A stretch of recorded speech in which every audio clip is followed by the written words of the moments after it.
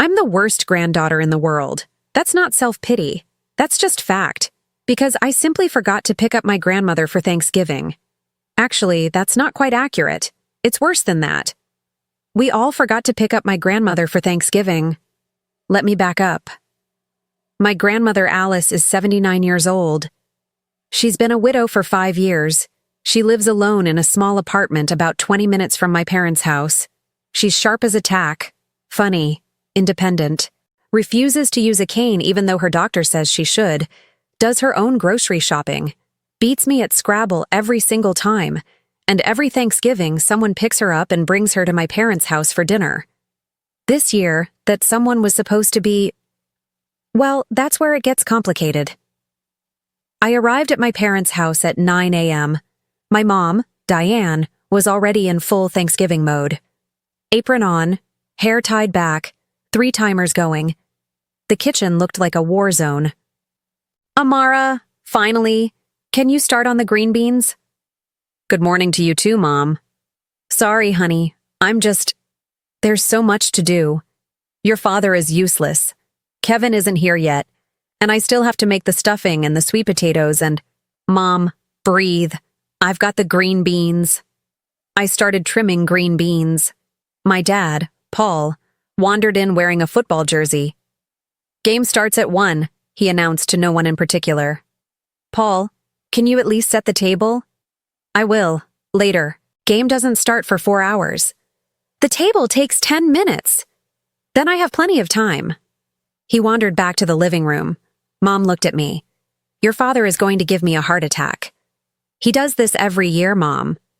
I know. That's why it's going to be a heart attack. Cumulative stress.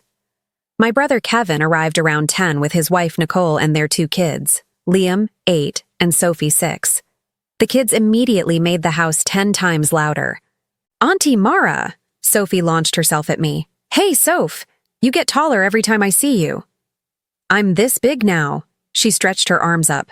Liam was already at the TV with my dad. Grandpa, can we play Xbox? After the game, buddy. But the game is so long. Then you have something to look forward to. Kevin grabbed a beer from the fridge. Traffic was a nightmare. Took us an hour to get here. You live 30 minutes away, I pointed out. Thanksgiving traffic, sis. It's real. Nicole started helping Mom in the kitchen. I was still on green bean duty. The house was chaos. Kids running around, adults yelling over each other, timers beeping, football pre-game on TV. Normal, familiar. Thanksgiving. Around 11, Mom looked up from the turkey. Paul, did you pick up your mother? Dad looked up from the TV. What? Your mother, Alice. Did you pick her up? I thought you were picking her up. I'm cooking. How am I supposed to leave? Well, I'm watching the game. The game doesn't start for 2 hours. Kevin jumped in. I can get her after I finish this beer. You've been drinking, Nicole pointed out. You can't drive. It's 1 beer. Still. Mom looked at me. Amara, can you... I have to finish these green beans, and then I'm doing the mashed potatoes. They can wait. Mom, you literally just gave me these tasks. Someone needs to get Grandma. Everyone looked at each other. I'll go in an hour, Dad said, at halftime. There's no game yet. Mom was getting shrill. Pre-game halftime. That's not a thing. I'll get her, Kevin said. In a few minutes. Let the beer wear off. I can go, I agreed. After I finish helping. It's okay, kids. I'll go before the game starts. Fine, Mom said. But someone please remember. We all nodded, and then went back to what we were doing. Have you ever taken someone for granted because you assumed they'd always be there? Share your thoughts in the comments. And if you want more stories about family, priorities, and second chances, hit that subscribe button and notification bell so you never miss our next story. At 1 p.m., we were setting the table. The turkey was resting. The sides were done. The table looked beautiful. Sophie was arranging napkins. Liam was, reluctantly, putting out silverware. Mom stepped back, surveyed everything, smiled. Perfect. Okay. Everyone wash up. We'll eat in 15 minutes. We started migrating toward the dining room. I was carrying the green bean casserole when it hit me. We were setting 7 places: Mom, Dad, Kevin, Nicole, Liam, Sophie, me, 7. Mom? Yes, honey? Where's Grandma Alice? Silence. Mom froze. What? Grandma, where is she? Mom looked at Dad. Paul, did you pick her up? Dad looked up from his phone. I thought you were sending Amara. I'm right here, I said, and no one sent me. Kevin's face went pale.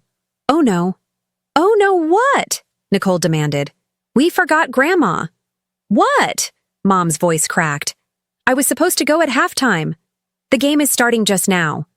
Mom grabbed her phone, dialed, put it on speaker. Ring, ring, ring, ring. Voicemail. Alice, it's Diane. Are you there? Pick up. Please pick up. Nothing. She tried again. Same result. Oh my God, Mom's hands were shaking. We forgot her. We forgot her. She's probably just not hearing the phone, Dad said. But he looked worried too. Someone needs to go get her. Right now. I'll go, I said. I'll go right now. I'm coming with you, Kevin said. Nicole grabbed his arm. Stay with the kids. Amara can handle it. I grabbed my keys, my coat. Amara. Mom's voice was small. Tell her I'm sorry. Tell her we're all sorry. I will. I drove to Grandma Alice's apartment in silence. My stomach was in knots. How did we forget her?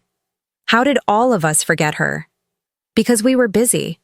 Because we assumed someone else would handle it. Because we took it for granted that she'd be there. Because we're terrible.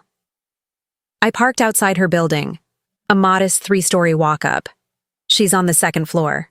Apartment 2B. I climbed the stairs, rehearsing apologies in my head. Grandma, I'm so sorry. We got caught up in... No, that's an excuse. Grandma, there's no excuse for... Also bad. Grandma, please don't hate us. Pathetic. I reached her door, raised my hand to knock, and heard it. Music. Loud music. Coming from inside her apartment. I knocked. Hard. The music didn't stop, but I heard voices. Laughter. The door opened. A woman I'd never seen before, maybe 75, wearing a festive sweater. Hello, dear. Are you here for the party? What? The party. Come in, come in. She pulled me inside, and I stepped into chaos. Good chaos. Grandma Alice's small apartment was packed. Maybe 8 or 9 elderly people. Music playing from a portable speaker, food covering every surface, pizza boxes, Chinese takeout containers, a bucket of fried chicken, bags of chips.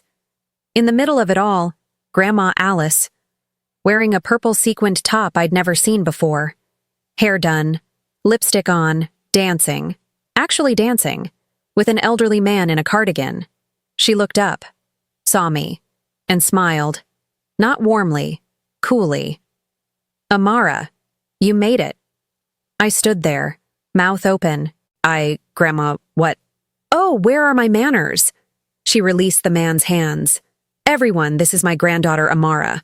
Amara, this is Walter, George, Martha, Elena, Howard, and you met Beatrice at the door. I'm Martha, the woman at the door corrected. Right, Martha. Sorry, dear. All the elderly people waved at me. Friendly. Happy. I felt like I'd entered an alternate dimension. Grandma, what is this?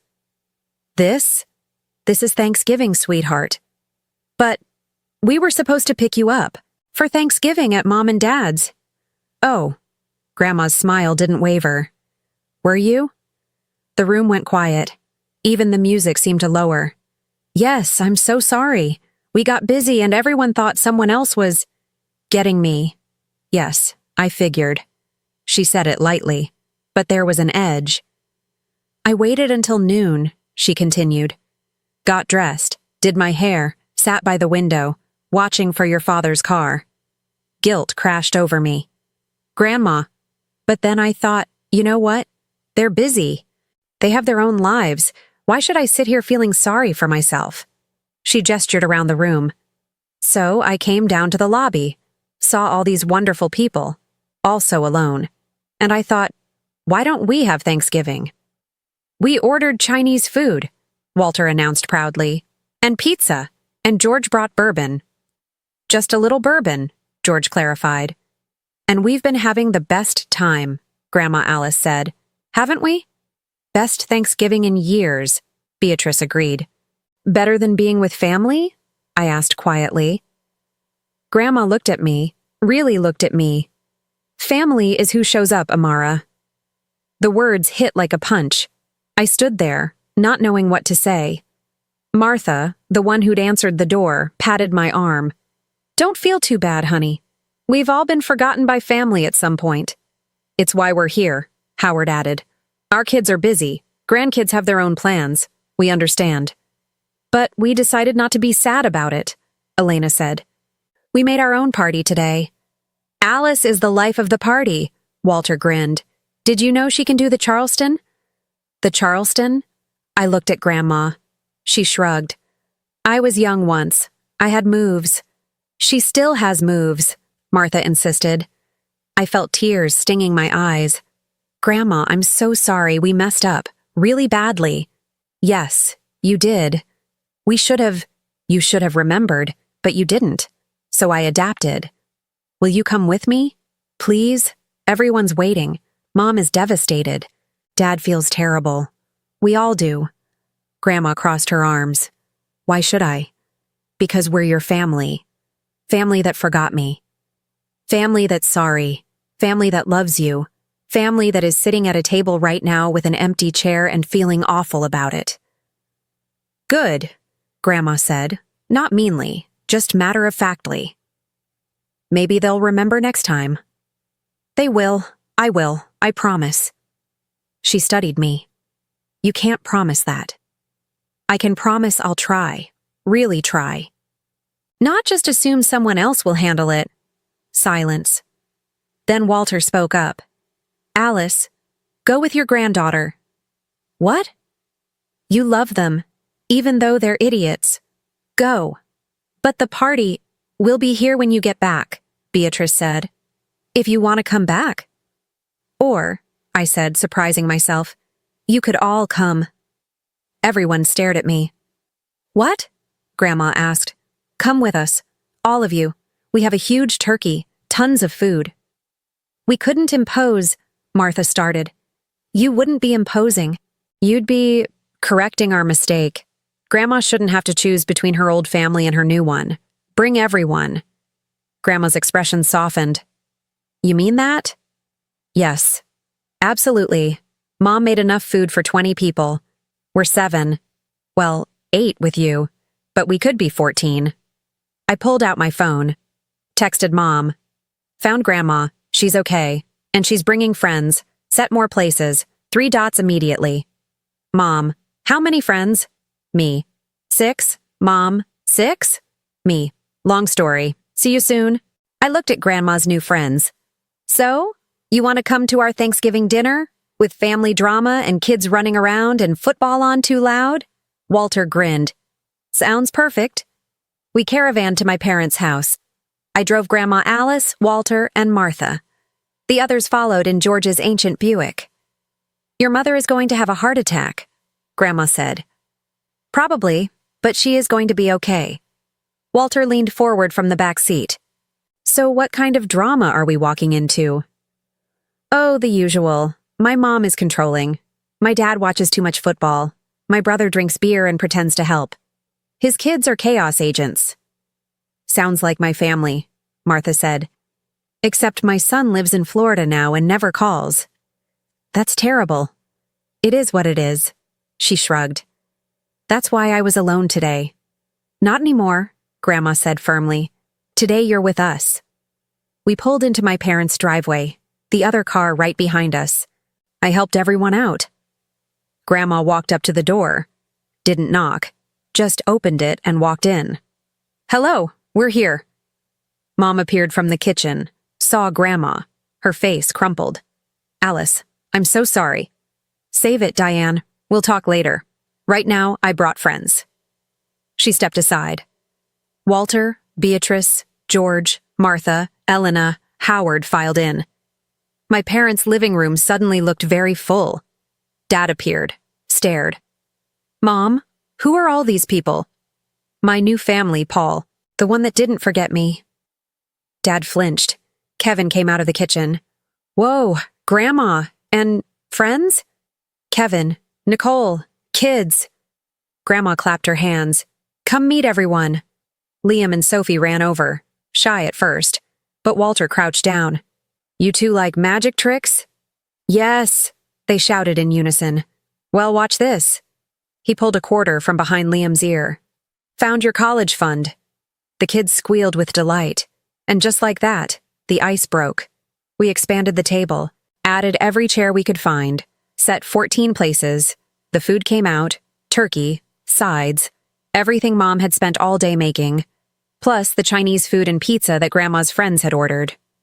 Is that fried rice? Dad asked. Best in the city, Walter said. Want some? Sure.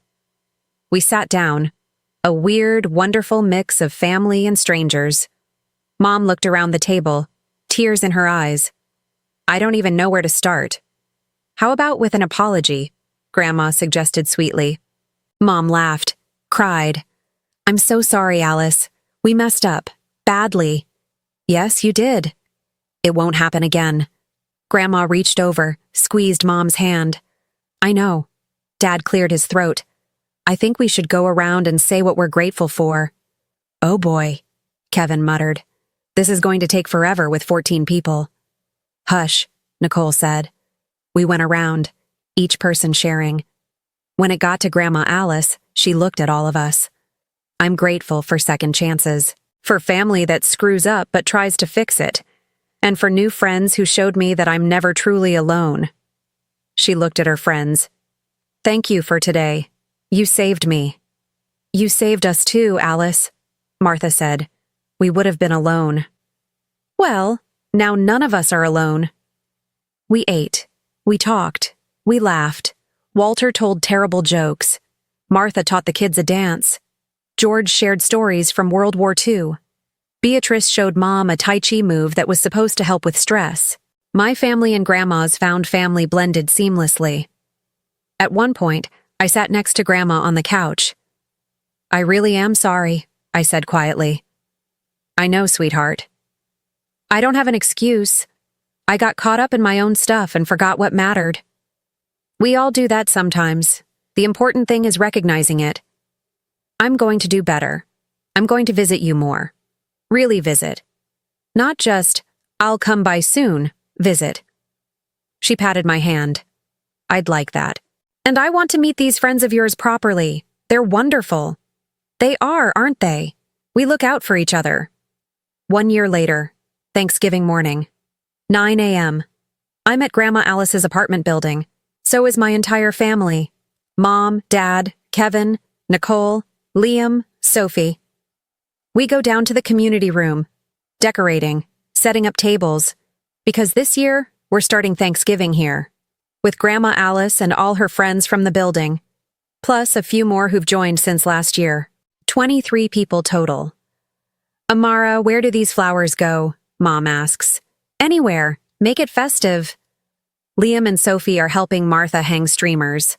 Walter is teaching Dad a card trick. Beatrice is showing Nicole some cooking technique.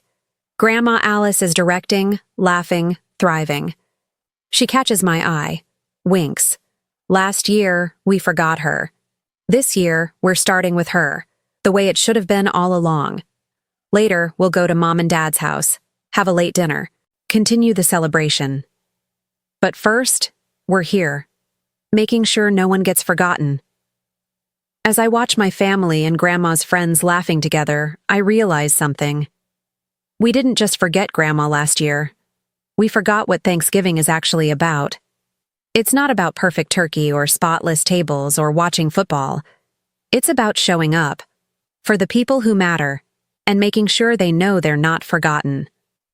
Amara, Grandma calls. Come take a picture with me.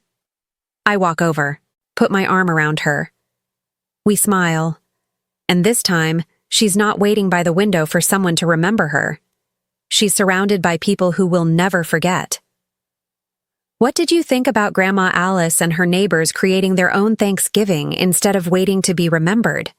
Let us know in the comments. If this story about family, priorities, and second chances moved you, please hit that like button and subscribe for more stories about what really matters, finding community, and the moments that change everything. Don't forget to click the notification bell so you never miss our next story. Thanks for watching, and we see you in the next one.